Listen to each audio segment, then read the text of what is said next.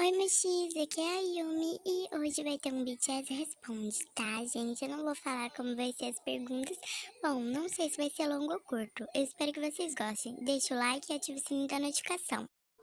Para Nandinho, é verdade que você quebrou o copo rosa do Jin? Que? Não, não, acha que eu ia quebrar o copo pink rosa do Jim? Não. Como é que é a história aí, Nandjum? Nandinho, eu sei que você quebrou o copo rosa do Jin. Se você me mandar R$ 50, eu não conto pra ele. Peraí, deixa eu procurar o caderno. Achei.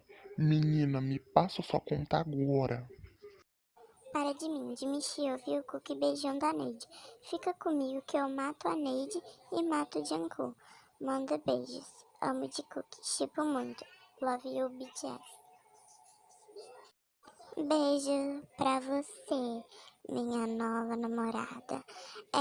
O Jungkook, bora lá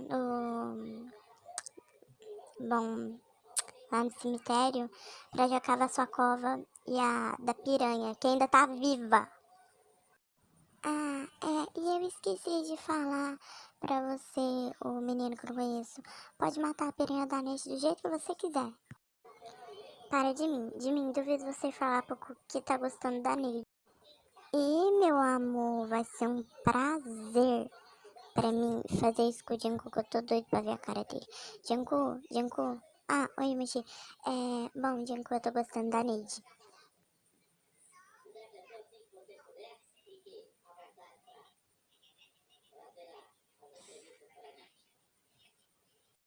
Então, né? Ele acabou desmaiando. Vamos pra próxima pergunta. Paryong, você tem paz nessa casa? Os meninos deixam você dormir?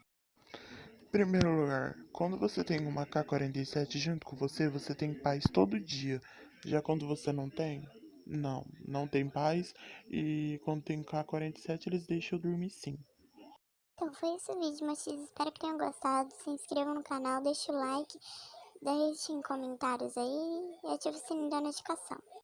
Então, gente, eu esqueci de falar pra vocês que eu vou fazer a segunda parte BTS Responde, tá, gente? Essa aqui foi só pra resumir um pouquinho o vídeo que eu ia fazer.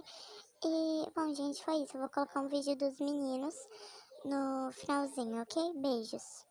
Vergonha, tuts, quero ver,